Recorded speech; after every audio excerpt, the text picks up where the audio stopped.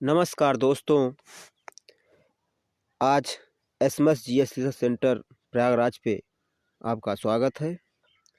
दोस्तों, आज हम टीजीटी 2021 पॉलिटिकल साइंस का प्रीवियस ईयर का पेपर सॉल्व करते हैं।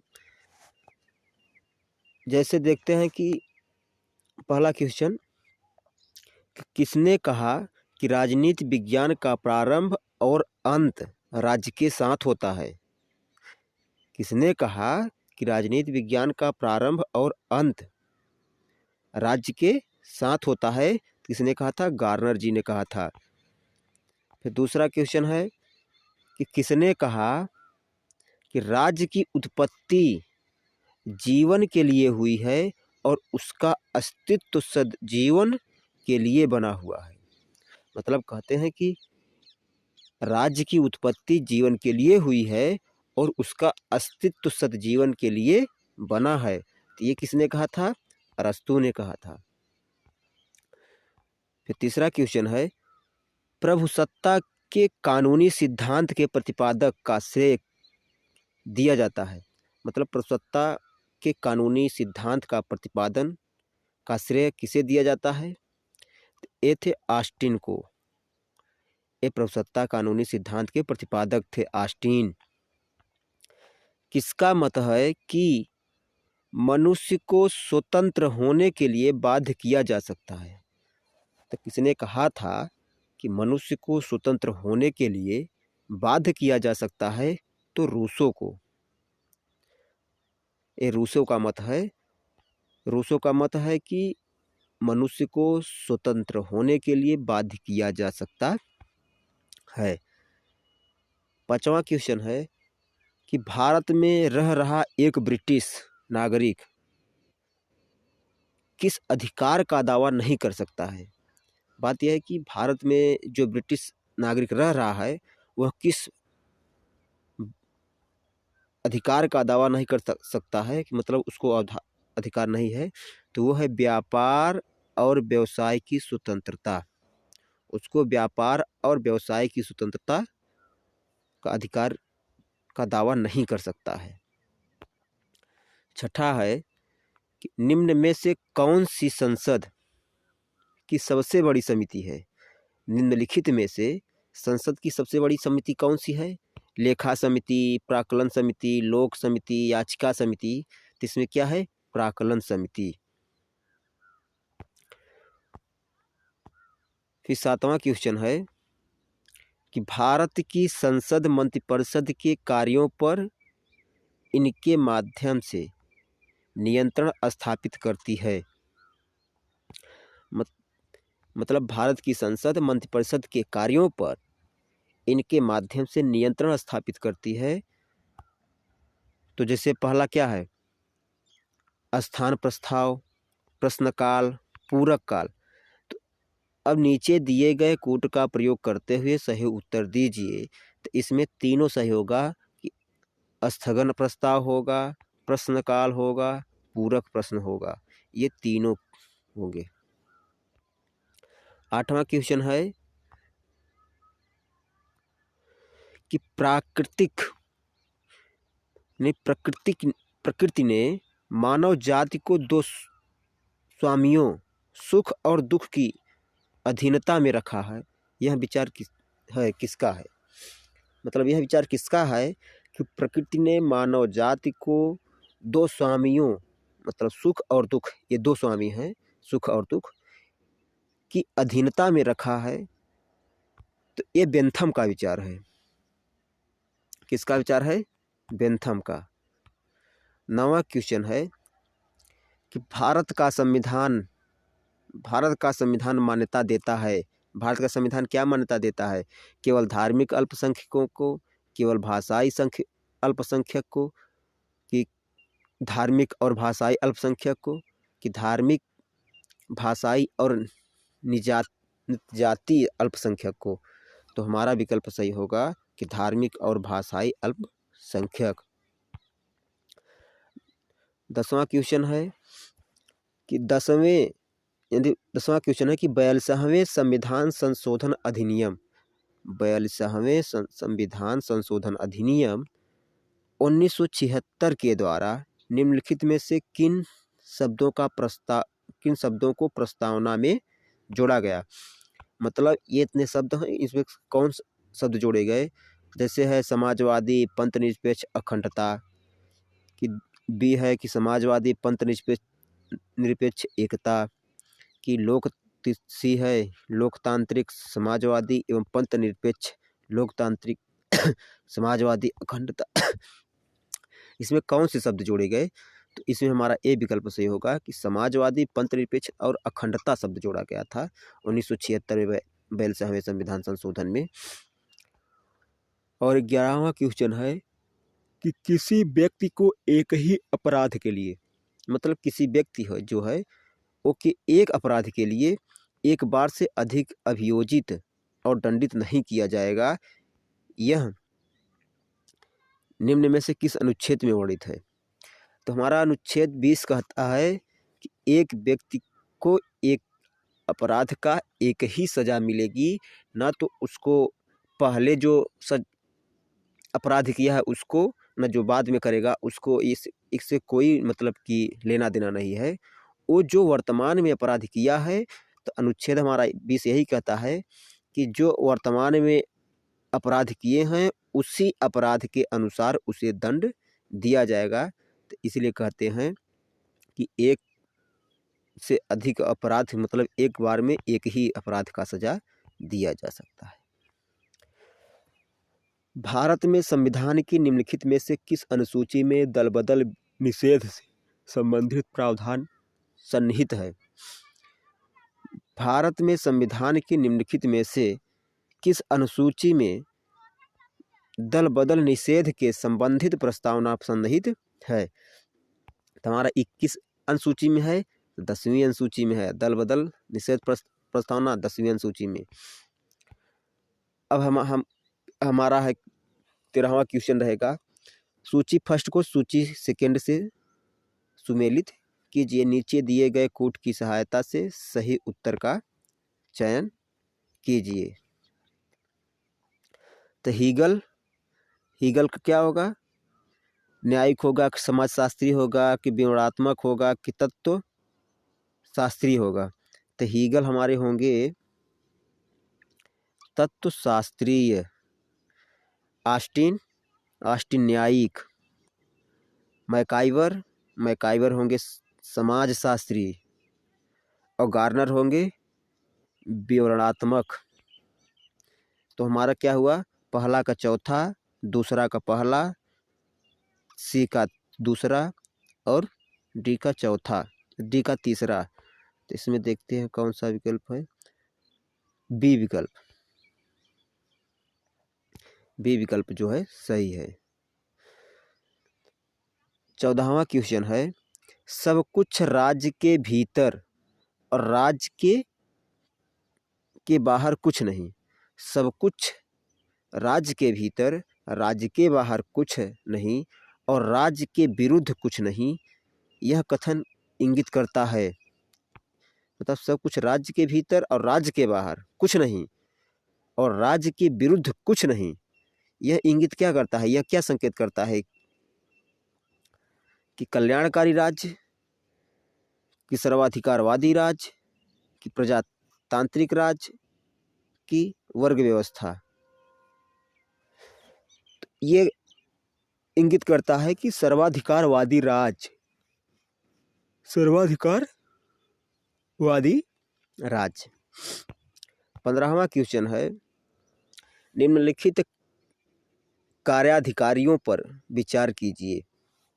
निम्नलिखित कार्याधिकारियों पर विचार कीजिए। कैबिनेट सचिव, मुख्य निर्वाचन आयुक्त, केंद्रीय कैबिनेट मंत्री, भारत के मुख्य न्यायाधीश। तो इसकी प्राथमिकता के आधार पर क्रम होगा। हमको प्राथमिकता देनी है कि पहले कौन होगा। सबसे ज़्यादा हमारे, अब राष्ट्रपति को छोड़ दिया जाए तो हमारे देश में सबसे ज़्यादा उच्च पे कौन होता है, किसकी प्राथमिकता है, भारत के मुख्य न्यायाधीश का। भारत के मुख्य न्यायाधीश के बाद इसकी विकल्प के अनुसार फिर केंद्रीय कैबिनेट मंत्री, फिर निर्वाचन आयुक्त, फिर कैबिनेट सचिव, मतलब चौथा, तीसरा, दूसरा, पहला, तो सी विकल्प सही हो जाएगा। तो निम्नलिखित का सही ऐतिहासिक कालनुक्रम बताइए।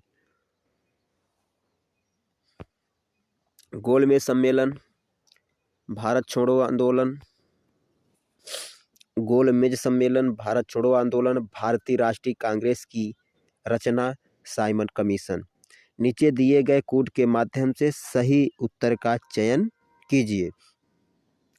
तो पहला क्या हुआ था? पहला हुआ था कि भारतीय राष्ट्रीय कांग्रेस की रचना। दूसरे पे क्या हुआ था? Simon commission. तीसरे पे क्या हुआ था? गोलमेज सम्मेलन। चौथे पर भारत छोड़ो आंदोलन। तो हमारा सी विकल्प सही हो गया। तो किसने राज्य को एक ऐसा संगठन माना है जो सर्वसाधारण को यथासंभव बड़े से बड़े पैमाने पर सामाजिक हित की सिद्धि में सहायता देता है? लॉस्की ने। किसने कहा? लॉस्की ने। कि किसने कहा राज्य को एक ऐसा संगठन माना है, किसने राज्य को एक ऐसा संगठन माना है जो सर्वसाधारण को यथासंभव बड़े से बड़े पैमाने पर सामाजिक हित की सिद्धि में सहायता देता है? तो लॉस्की है। 18वां है कि भारतीय संविधान में संघ राज्य प्रशासनिक संबंध निम्नलिखित में से किन किन अनुच्छेदों में वर्णित है? भारतीय संविधान में संघ राज्य प्रशासनिक संबंध निम्नलिखित में से किन अनुच्छेदों में वर्णित है? तो अनुच्छेद क्या है? 256 से 263। किसने विचार दिया था कि चूंकि समाज का स्वरूप संघात्मक है?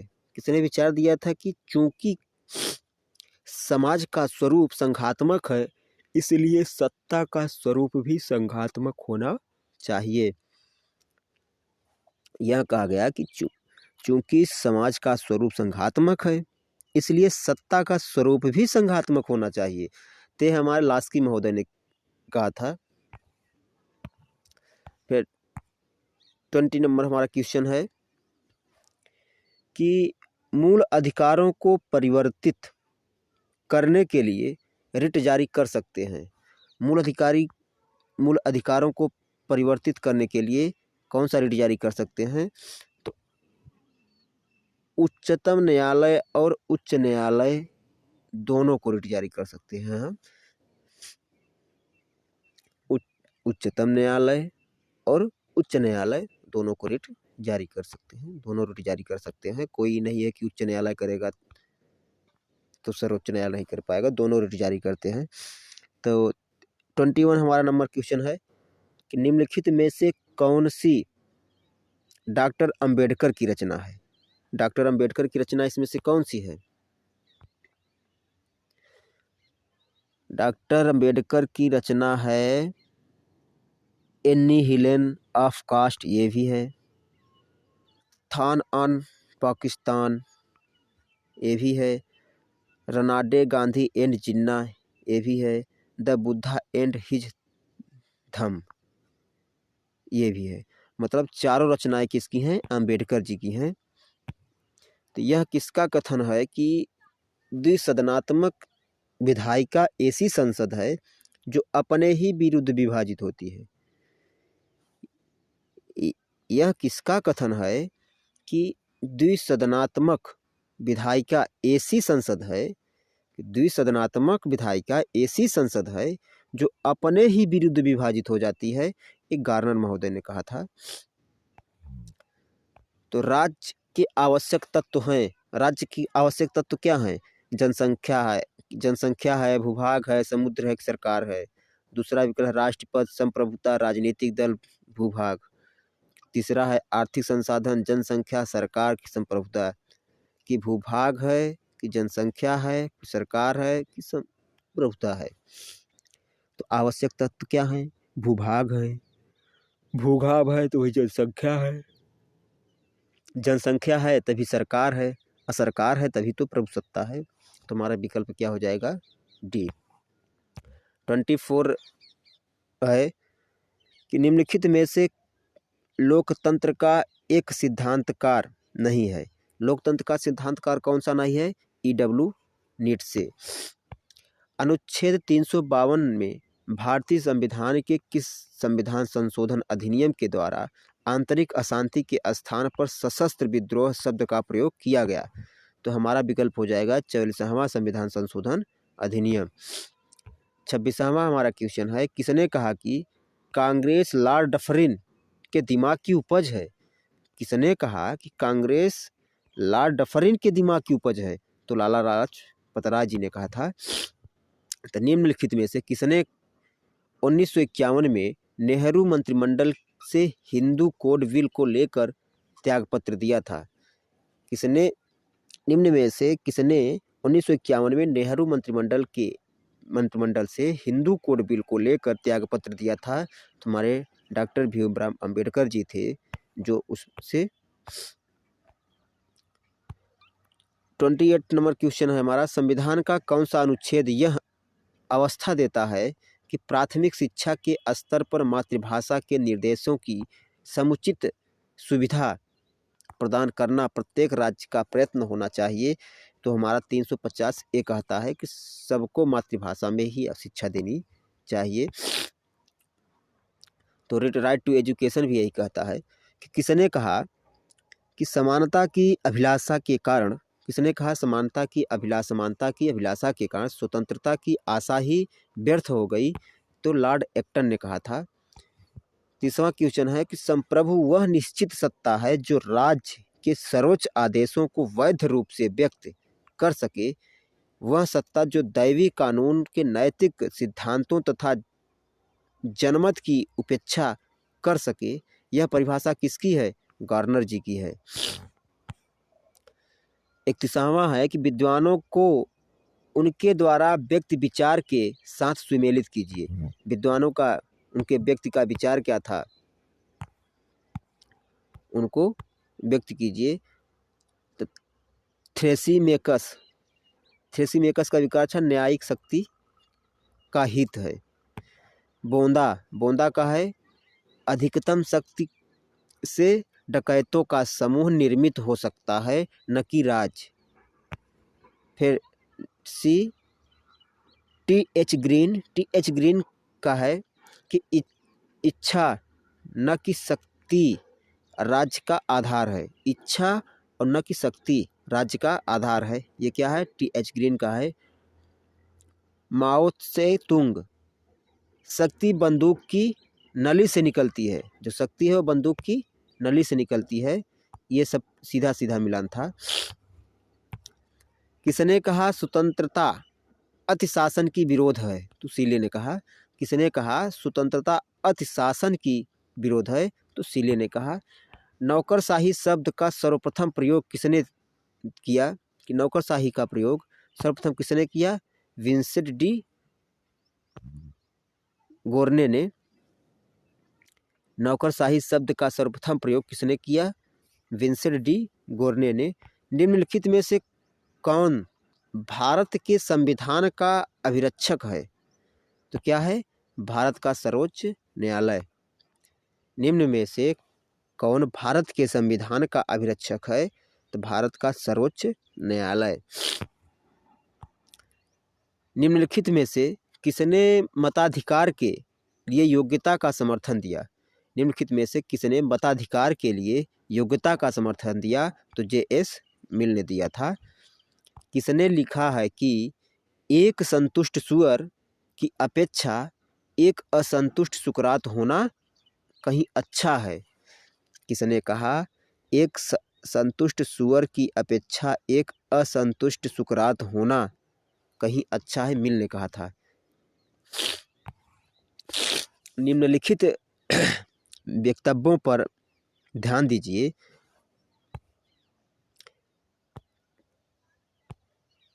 भारत संघ की कार्यपालिका शक्ति प्रधानमंत्री में निहित है। भारत की कार्यपालिका शक्ति प्रधानमंत्री में निहित है। ये तो सही बात नहीं है। प्रधानमंत्री सिविल सेवा बोर्ड के प्रदेश अध्यक्ष होते हैं, ये भी सही नहीं है। तो ऊपर दिए गए वक्तव्यों में कौन सा सही है? तो सही है, जब दोनों गलत हैं तो मतलब सही क्या है? ना ही एक ना ही दो, ना एक ही सही बा ना दो ही सही बा। सूची फर्स्ट को सूची सेकंड से सुनिश्चित कीजिए और नीचे दिए गए कोड की सहायता से सही उत्तर का चयन कीजिए। अब किसका कौन सा रचना है उसको देखिए। बिपिन चंद्र पाल की रचना कौन से? The cell of India. फिर डॉक्टर भीमराव अंबेडकर की रचना कौन सी है?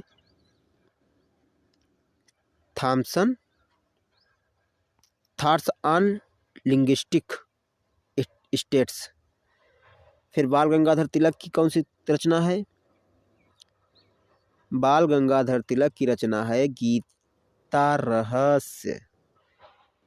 MK गांधी महात्मा गांधी की है हिंद स्वराज। तुम्हारा विकल्प सही हो जाएगा ए। पूना समझौता पर हस्ताक्षरकर्ता कौन थे? गांधी और अंबेडकर। पूना समझौता में गांधी अंबेडकर ने ही मिलकर हस्ताक्षर किया था। 40 नंबर क्वेश्चन है कि निम्न उपागमों में से किस एक उपागम की दो मुख्य मांगे थी जो प्रासंगिक एवं कार्यवाही थी? तो उत्तर व्यवहारवाद था। निम्नलिखित में से कौन एक बहुलवादी विचारक है नहीं है? जॉन ऑस्टिन थे। पराएपन की संकल्पना कार्ल मार्क्स ने अपनी किस पुस्तक में दी है? तो दिया है the economic and philosophic manuscript of 1844। मतलब यह है कि the economics and philosophic manuscript of 1844। 63वां है कि क्षमता आदि और कुछ मामलों में दंडादेश के निलंबन, परिहार या लघुकरण की राज्यपाल की शक्ति भारतीय संविधान के निम्न दी गई है किस अनुच्छेद में वर्णित है? तो अनुच्छेद 161 में वर्णित है। भारत की संप्रभुता, एकता और अखंडता को आधारित और रक्षित करना, यह प्रावधान किसका है? यह प्रावधान है मूल कर्तव्य का। मूल कर्तव्य में ही है कि भारत की संप्रभुता, एकता और अखंडता पर आधारित जो है उसकी रक्षा मूल कर्तव्य करेगा। भारतीय संविधान के किस अनुच्छेद 263 के अनुसार एक अंतर्राज्य परिषद की स्थापना निम्न में से किसके द्वारा की जा सकती है? तो राष्ट्रपति द्वारा की जा सकती है। 46वां है भारतीय संविधान के किस अनुच्छेद के अंतर्गत मंत्रीगण सामूहिक रूप से लोकसभा के प्रति उत्तरदायी हैं? तो अनुच्छेद 75 के अनुसार हैं। तो निम्नलिखित में से 47वां है, निम्नलिखित में से किस चिंतक ने कहा था कि राज्य व्यक्ति का बृहद रूप है? प्लेटो ने कहा था कि राज्य व्यक्ति का बृहद रूप है। यह कथन किसका है? प्लेटो का था। निम्नलिखित में से किस विचारक ने के अनुसार प्राकृतिक अवस्था में मनुष्य बुद्धि या तर्क वितर्क के बजाय भावनाओं से संचालित था? तो रूसो का कथन था। भारतीय संविधान के किस अनुच्छेद में यह वर्णित है कि ग्राम सभा ग्राम स्तर पर ऐसी शक्तियों का प्रयोग और ऐसे कृत्यों का पालन कर सकेगी जो किसी राज्य के विधानमंडल द्वारा विधियों का उपबंधित किए जाएं? तो अनुच्छेद 243 क में है। ये देख लीजिए क्या है इसके अनुसार। जैसे भारतीय संविधान के किस अनुच्छेद में यह वर्णित है कि ग्राम सभा ग्राम स्तर पर ऐसी शक्तियों का प्रयोग और ऐसे कृत्यों का पालन कर सकेगी जो किसी राज्य के विधानमंडल द्वारा विधि द्वारा उपबंधित किए जाएं? तो अनुच्छेद 243 क में है। दिए गए निम्न भारतीय अधिनियमों में किस अधिनियम के द्वारा भारतीय प्रांतों में द्वैत शासन की स्थापना की गई? तो 1919 भारत सरकार अधिनियम, 1919 भारत सरकार अधिनियम। 1963 में लोकपाल शब्द का प्रतिपादन सर्वप्रथम किसने दिया? तो LM सिंघवी ने दिया। तो राष्ट्रीय विकास परिषद के गठन में निम्नलिखित में से कौन कौन सम्मिलित हैं? राष्ट्रीय विकास परिषद में कौन कौन सम्मिलित हैं? प्रधानमंत्री हैं कि वित्त मंत्री आयोग का अध्यक्ष हैं, नहीं केंद्रीय कैबिनेट मंत्री हैं, नहीं राज्यों के मुख्यमंत्री, नहीं। कौन कौन से हैं? प्रधानमंत्री जी हैं, केंद्रीय कैबिनेट मंत्री जी हैं और राज्यों के मुख्यमंत्री। यही राष्ट्रीय विकास परिषद के मंत्रालय में हो। तो 1, 3, 4 विकल्प सही है। निम्नलिखित में से यह किसका वक्तव्य है कि संप्रभुता नागरिकों का प्रजननों के ऊपर विधि द्वारा अमर्यादित राज्य की सर्वोच्च शक्ति है? तो बोंदा की थी, ये बोंदा की थी। हर राज्य की पहचान इस बात से होती है कि उसने किन अधिकारों को मान्यता दे रही है। यह अधिकारों को जन्म नहीं देता बल्कि उन्हें मान्यता प्रदान करता है। यह कथन किसका है? हेराल्ड जोसेफ लॉस्की की हेराल्ड जोसेफ लॉस्की की कथन है।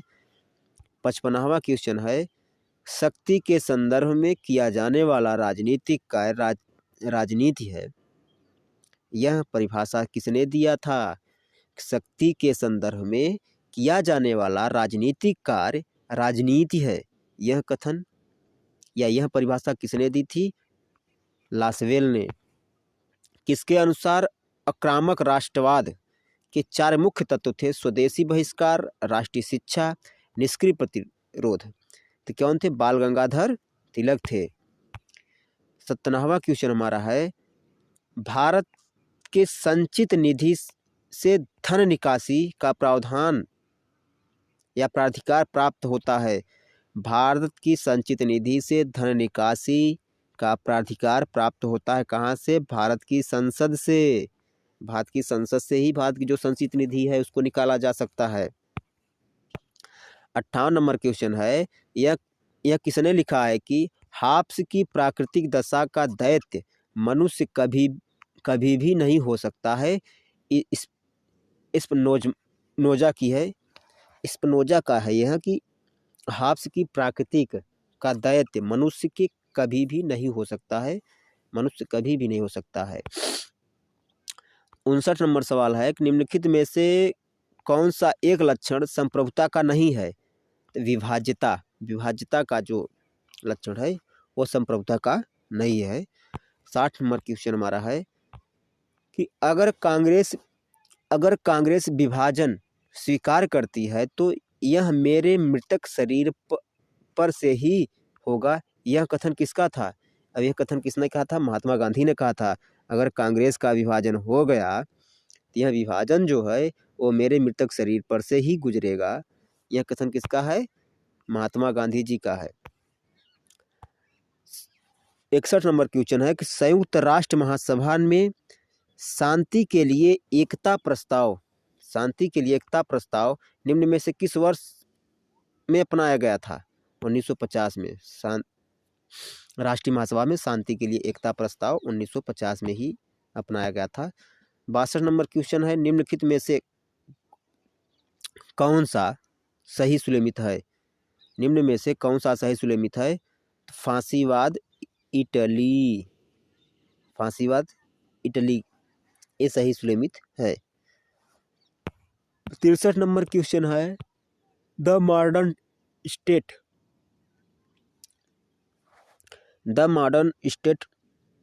नामक पुस्तक के लेखक कौन थे? मैकाइवर थे, RM मैकाइवर। तो दोस्तों आज का TGT पॉलिटिकल साइंस का पेपर प्रीवियस ईयर 2021 का था। दोस्तों अगर अच्छा लगा हो तो हमारा वीडियो अपने दोस्तों के साथ, अपने सहपाठियों के साथ शेयर करें, लाइक करें, कमेंट करें। थैंक यू दोस्तों।